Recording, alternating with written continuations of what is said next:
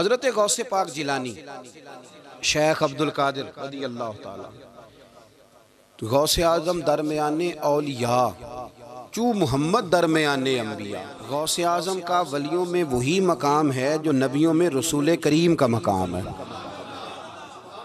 حضرت غوث پاک رضی اللہ تعالیٰ عنہ کو اللہ نے بڑے اعزازات سے نوازا.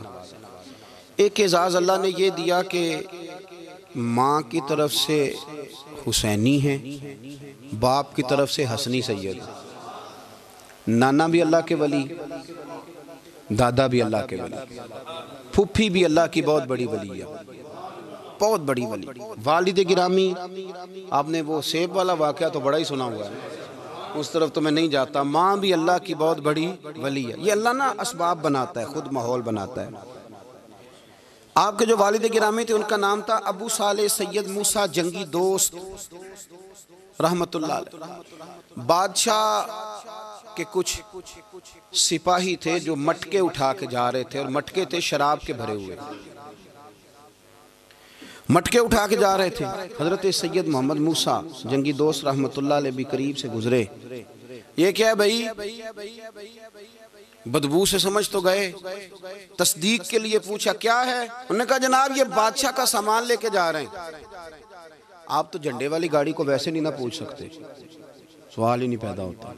آپ چونکہ جمہوری لوگ ہیں، آپ نے تو بس دفتر بنانا ہے. جب الیکشن ہوگا نا اپنے دروازے کے سامنے سارے محلے سے لڑائی لینی ہے کہ ووٹ میرے آکے دیں. پھر ٹھیک 1.5 مہینے کے بعد سجدہ صاف بھی کر جاتے ہیں، بندہ غلط سی میں نے پتہ ہی نہیں لگا. تو یہ پہلے سوچنا تھا تھوڑا سا.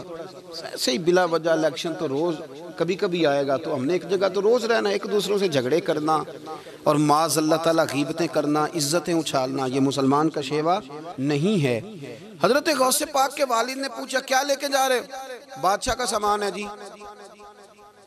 ہاتھ میں ڈنڈا تھا، 3 مٹکے تھے شراب کے بھرے ہوئے. زور سے ایک ایک ڈنڈا مٹکوں پہ مارا تو مٹکے ان کے سروں پہ ٹوٹ گئے. بادشاہ سلامت، ہم ساری تقریباً بادشاہ سلامت ہوتے ہیں. یہ کسی کی جرت ہے مطلب میرے گھر کے معاملے میں مداخلت کرے ہو، پھر بادشاہ ہو. لوگوں نے جا کے بڑی غیبتیں کی، بڑی بڑی کہانیاں سنائیں. اس نے تو توڑ دیا جی مٹکے آپ کے، نے کوئی حال نہیں چھوڑا. تو بادشاہ کہنے لگا بلاؤ سید موسیٰ پاک جنگی دوست رحمت اللہ علیہ کو بلا لیا. تو کہنے لگے بادشاہ تمہیں پتا تھا مٹکے کس کے ہیں؟ آپ فرمانے لگے پتا تھا مجھے. کہا کیوں توڑے؟ فرمایا اس لیے توڑے کہ مجھے تیرے اوپر رحم آ گیا تھا، تو اگر شراب پیے گا تو دوزخ میں جلے گا. مجھے رحم آیا تھا، میں نے توڑ ڈالے. تو کہنے لگا آپ کون ہیں؟ تو آپ فرمانے لگے میں محتسب ہوں، میری حساب کتاب لینے کی ڈیوٹی ہے. محتسب ہوں، غلط آدمی کا حساب کروں گا.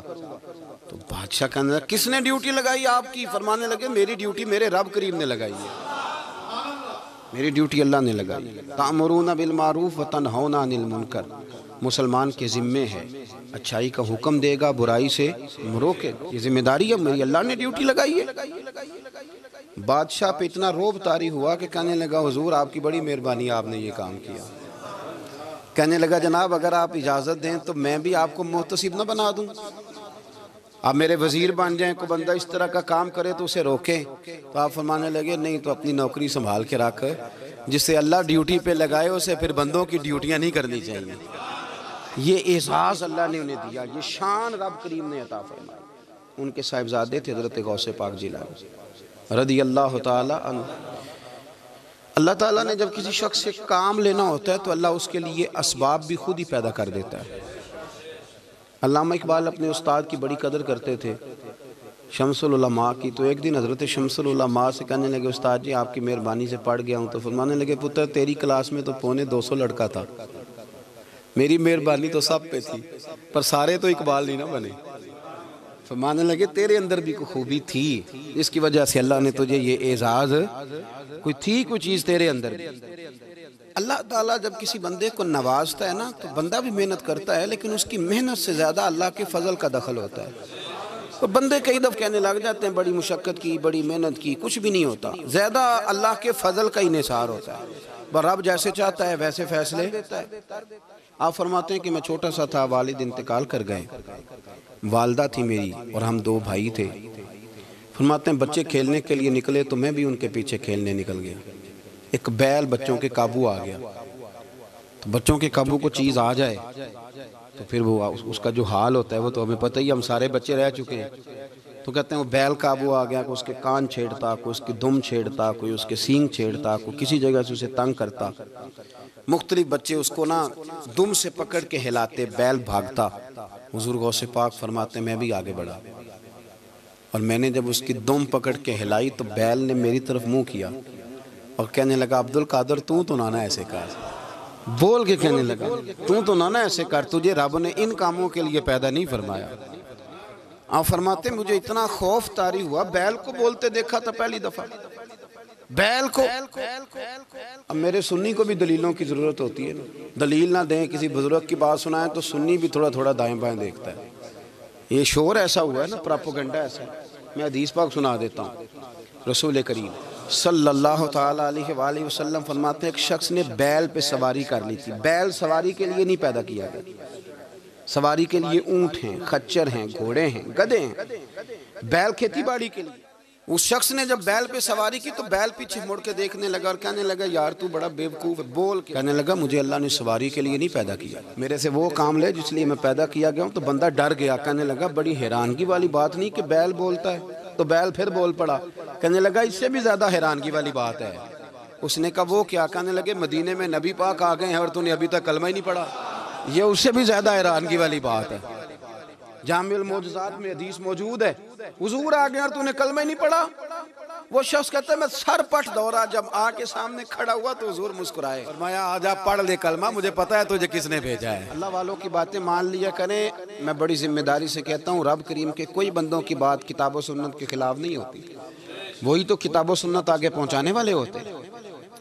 تو حضور غوث پاک فرماتے ہیں میں وہ ڈر کے گھر آیا، جب گھر پہنچا تو میرے کانوں میں آواز آ رہی تھی لبیک اللہم لبیک لبیک لا شریک لک لبیک۔ فرماتے میں چھت پہ چڑھا اور میں نے جیلان میں اپنی چھت پہ کھڑے ہو کے دیکھا، تم حج کے دن تھے، میری سیدھی نظر میدان عرفات پہ گئی، لوگ میدان عرفات میں بیٹھ کے لبیک لبیک پڑھ رہے تھے۔ پہلے میں وہاں سے ڈر کے آیا، پھر چھت سے ڈر کے نیچے اترا، ماں کو ساری بات بتائی تو کہتی میری ماں کہنے لگی بیٹے جب تو پیدا ہونے والا تھا تو مجھے بڑی بشارتیں ملتی۔ فرماتے ہیں ماں نے نا کھولا بکسا صندوق تو 80 دینار نکالے، فرمایا پتر تم 2 بھائی ہو اور تمہارا باپ کل جاگیری 80 دینار چھوڑ گیا، 80 40 تمہارے 40 تمہارے بھائی کے۔ فرمایا بیٹا ایک بات کا خیال رکھنا، میں عورت ہوں، تمہارا باپ کوئی نہیں، بھائی چھوٹا ہے، میں پیچھے نہیں آ سکتا، یہ 40 دینار لے جا اور جا بغداد چلا جا، جا کے تعلیم حاصل کر، بیٹے میں پہنچ نہیں سکتی، خیال رکھنا۔ غوث پاک فرماتے ہیں 12 سال میں نے تعلیم حاصل کی یارو، میں نے پتے بھی کھائے، اور خود آپ کا فرمان موجود ہے، فرماتے ہیں ایسی سختیاں بھی دیکھیں، ایسی سختیاں بھی دیکھیں کہ پتھروں اور پہاڑوں پہ گزرتی تو شاید پگھل جاتے، لیکن میں نے اپنے نبی کا دین پڑھا۔ اب تو پیر کے گھر میں جو پیدا ہوتا ہے وہ علم لدنی والا ہوتا ہے، کہتے ہیں صاحب پتر ہے، او خدا کے بندے صبر کر۔ اگر غوث پاک حسنی حسینی سید ہو کے باقاعدہ پھٹی پہ بیٹھ کے پڑھتے ہیں، تو کس پیر کا مرید ہو گیا جسے علم ہی کوئی نہیں، جو جاہل آدمی ہے؟ یہ ضروری ہے، علوم دینیاں ضروری ہیں، اس کے بغیر کام نہیں چلتا۔ اور غوث پاک رضی اللہ تعالیٰ عنہ کی آپ پوری زندگی پڑھ کے دیکھ لیں، غوث پاک تمام اولیاء کے امام ہیں، ساری زندگی۔ غوث اعظم سے کسی نے پوچھا آپ نے سب سے زیادہ دین کا کام کس طرح کیا، تو فرماتے ہیں تقریر کے ذریعے۔ اب تقریر کرنے والا مولوی ہوتا ہے اور تویز دینے والا، سبحان اللہ۔ غوث پاک رضی اللہ تعالیٰ عنہ فرماتے ہیں میں نے دین کا سارا کام کس ذریعے سے کیا ہے، ہفتے میں 3 جلسے کرتے تھے اور 70 ہزار کا مجمع ہوتا تھا، اور بغیر لاؤڈ سپیکر کے تقریریں ہوتی تھیں، اور فرماتے ہیں جیسی سمجھ پہلے بندے کو آتی تھی ویسی آخری والے کو آتی تھی۔ لوگوں نے کہا حضور یہ کرم کیسے ہوا؟ فرمانے لگے میں نے جب تعلیم حاصل کر لی تو بولنا آتا ہی نہیں تھا، تو میں بڑا پریشان، ایک دن سو گیا تو خواب میں رسول کریم کا دیدار نصیب ہوا۔ فرمایا تو واز کیا کر، تیرے واز سے لوگوں کو فائدہ ہوگا۔ یا رسول اللہ میں اجمی بندہ ہوں، لوگوں کے سامنے کیسے بات کروں گا؟ تو حضور نے فرمایا منہ کھولنا ذرا۔ کہتے میں نے منہ کھولا تو محبوب نے 7 دفعہ لعاب دہن ڈالا میرے منہ میں۔ آپ فرماتے ہیں پھر بولتا میں تھا، اثر کوئی اور پیدا کر دیتا۔ حضور غوث پاک رضی اللہ تعالیٰ عنہ نے 40 سال دین کا کام کیا۔ صبح کے وقت فقہ کا درس دیتے تھے فجر کے بعد، کچھ دیر کا ناشتہ کرتے سو جاتے، پھر آ کے مدرسے میں پڑھاتے باقاعدہ بچوں کو۔ غوث پاک رضی اللہ تعالیٰ عنہ کی سیرت پر آپ ساری کتابیں پڑھ لیں، ساری کتابیں لو، میں نے بھی بڑا ہی دعویٰ کر دیا، یعنی ساری کتابیں جتنی اب تک چھپی ہوئی ہیں ساری پڑھ لو، کہیں نہیں ملے گا کہ ہم غوث پاک کے آستانے پہ گئے۔ غوث پاک کسی بندے نے یہ نہیں کہا ہم غوث پاک کے آستانے پہ گئے، غوث پاک کے دربار پہ گئے، سب نے یہی لکھا ہے کہ ہم حضور غوث پاک کے مدرسے میں گئے۔ ہمارے نا مدرسوں میں سبق تقسیم ہوتے ہیں، سال جب شروع ہوتا ہے نا تو سبق تقسیم ہوتے ہیں، ہمارے مدرسے میں بھی تقسیم کرتے ہیں ہمارے مولانا۔ آپ حدیث پاک پڑھائیں گے، فلانا استاد منطق پڑھائے گا، فلانا فلسفہ پڑھائے گا، فلانا یہ سبق تقسیم ہوتا ہے، فلانا قرآن، فلانا حدیث، فلاں فقہ۔ تو غوث اعظم کے مدرسے کے جو ناظم تعلیمات تھے وہ کہنے لگے حضور سبق بانٹنا ہے تو آپ کو کون کون سے سبق دے دیں، کون کون سا پیریڈ پڑھائیں گے؟ تو آپ فرمانے لگے نہیں پیریڈ رہنے دو۔ حضور پھر فرمایا اس طرح کرو، لائق بچے تم رکھ لو اور نلائق سارے مجھے دے دو، میں جانوں اور نلائق جانے، نلائق سارے میرے۔ غوث پاک رضی اللہ تعالیٰ نلائق سارے رکھ لیے، کند ذہن، اور حضور غوث پاک ان کو اسباق پڑھایا کرتے، ان پر محنت کرتے۔ فجر کے بعد فقہ کا درس، 10 بجے مدرسے کی کلاس، زور کے بعد حدیث پاک کا درس، مغرب کے بعد تفسیر بیان کرتے۔ بانج علموں جو کرے فقیری، وہ کافر مرے دیوانہ۔ اور عشاء کی نماز کے بعد ہفتے میں 3 جلسوں سے خطاب، اور یہ سارے کام کر کے نا تو پھر بھی غوث اعظم جب دنیا چلی جاتی تو وضو کر کے مصلی پہ بیٹھ جاتے، اور 40 سال بیت گئے، ساری رات اللہ کی بارگاہ میں عبادت کرتے۔ 40 سال حضور غوث پاک کو اللہ نے بڑا اعزاز دیا، کتابیں لکھی، ڈیوٹی کی، محنت کی، کوشش کی پوری دنیا میں۔ میں پہلے بھی بتا چکا ہوں، پھر بتاتا ہوں، یہ جو صلاح الدین ایوبی کا بہت نام لیتے ہیں نا، بہت بڑے مجاہد تھے۔ صلاح الدین ایوبی کے ساتھ 70,000 کی فوج تھی، سارے کے سارے غوث پاک کے مرید تھے۔ صلاح الدین ایوبی نے حضور غوث پاک کی زیارت نہیں کی، پر تعلیم غوث پاک کے مدرسے میں حاصل کی۔ اس کو بڑا شوق ہو نا کتابیں دیکھنے کا، وہ میرے پاس آئے، میں دکھاؤں گا انشاءاللہ تعالی۔ صلاح الدین ایوبی حضور غوث پاک کے مدرسے کا طالب علم ہے۔ یہ آپ کے ملک میں 2-3 دن سے رٹا چل رہا ہے، وکیلوں کا، ڈاکٹروں کا، کل سے یونیورسٹی کا بھی چل گیا ہے۔ یہ لڑائی کسی مولوی 2 گروپوں میں ہوئی ہوتی نا، چلو نام بولو، میں نے پتہ ہے اگلی گل دا بھی، کسی مولویوں کے 2 مدرسوں میں ہوتی نا تو جو طوفان اٹھنا تھا نا ہر چوک میں، مولوی لڑاندے بڑا لے یہ بڑی۔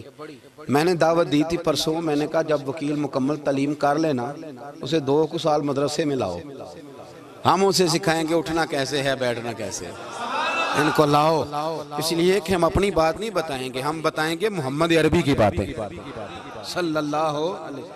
مہربانی کرو، مجھے کوئی شکوہ نہیں ان سے، کوئی کسی قسم کا نہیں، اس لیے کہ ہمارے ملک میں نا احتجاج کا کلچر پرموٹ کیا گیا ہے، ہم نے یہ ماحول بنا کے دیا ہے سڑک بلاک کرنے کا۔ یہ ہمارے قریب ایک گاؤں ہے تو روز ڈکیتیاں ہوتی تھی، بچہ بھی قتل، پولیس والے سنتے ہی نہیں تھے، ان بیچاروں نے روڈ بلاک کیا تو سب صحیح ہو گیا، اسی وقت سارا کچھ ہو گیا، اب پہرے داری بھی لگتی ہے، اب جناب چوکیاں بھی قائم ہو گئی، سب کچھ ہو رہا ہے۔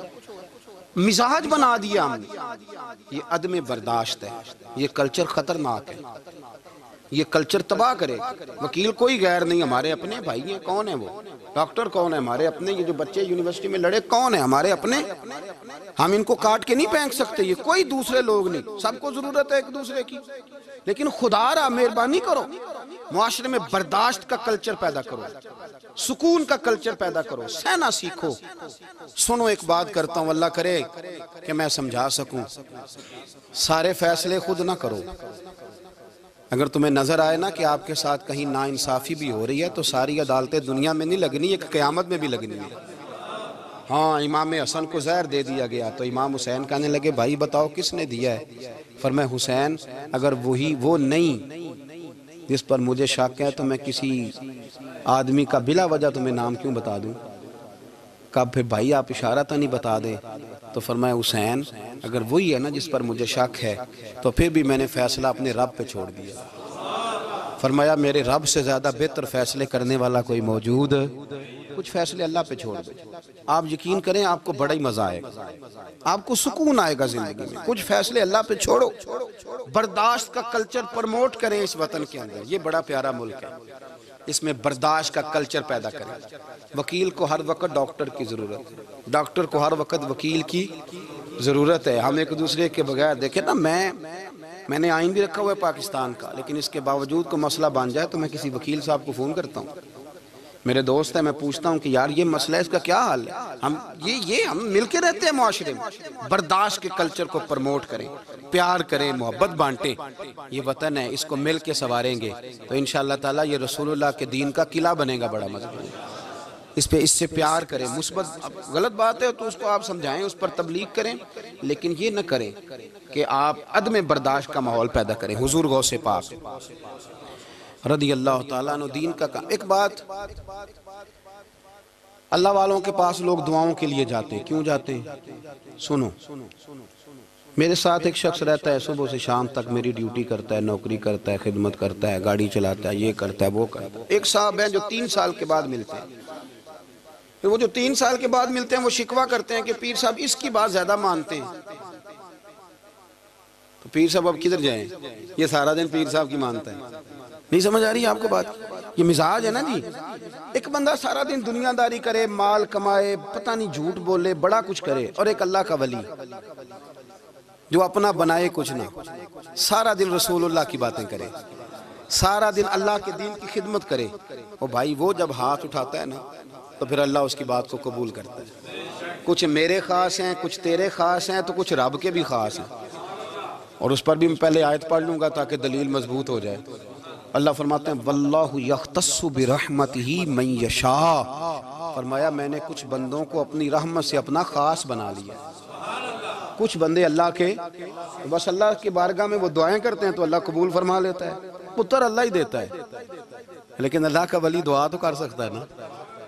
اللہ کا ولی, میری بات کی سمجھ آ رہی ہے؟ بیٹا کون دیتا ہے؟ اللہ. حضرت محدث اعظم رحمۃ اللہ علیہ کے پاس ایک شخص نے آ کے کہا جی ولی اللہ بیٹا دے سکتا ہے؟ آپ فرمانے لگے ولی اللہ اللہ سے ملا سکتا ہے؟ جی وہ تو ہے ہی ولی اللہ, تو اس نے ملا دینا ہے. تو فرمایا جو اللہ سے ملا دے بیٹا تو چھوٹی سی بات ہے. تو دیکھ نہ کہ جو اللہ تک تجھے لے گیا تو پھر پتر پیچھے رہ گئے. لیکن بیٹا دیتا کون ہے؟ بول کے بتائیں, بول کے. اللہ دیتا ہے. دعا کون کرتا ہے؟ اللہ کا ولی دعا کر دیتا ہے. بی بی آ گئی روتی ہوئی غوث پاک کے پاس, کہنے لگی 6 بیٹیاں ہیں. خامد اور سسر کہتے ہیں کہ 7ویں بھی بیٹی ہوئی تو طلاق دے دیں گے. تھوڑا سا اگر بندہ مالدار بھی ہو تو پھر وہ ہمارا دماغ جہاں مرضی چلتا ہے نا. یہ جہالت آج بھی بہت ساری جگہوں پہ پائی جاتی ہے. تہذیب سکھاتی ہے جینے کا سلیقہ, تعلیم سے جاہل کی جہالت نہیں جاتی. تو رو پڑی. حضور غوث پاک رضی اللہ تعالیٰ عنہ نے بلایا اس کے شوہر کو بھی اور سسر کو بھی. فرمایا یہ دیکھ, یہ تو اللہ کے کام ہے, جس کو چاہے بیٹیاں دے, جس کو چاہے بیٹے دے. تو جو نہیں مانتے پھر غوث پاک کی بھی نہیں مانتے. انہوں نے کہا جی نہیں دی, میں تو نکاح کروں گا. چلے گئے تو غوث پاک کی بارگاہ میں وہ بیٹی اور اس کا باپ اور اس کی ماں پھر آئے, کہنے لگے حضور مہربانی فرمائیں. پھر اللہ کے ولیوں کے پاس ایک قوت ہوتی ہے جس کا نام مصلی ہے. مصلی بہت بڑی طاقت, بہت بڑی. حضور نے فرمایا دعا صلاح المومن, فرمایا دعا مومن کا ہتھیار ہے.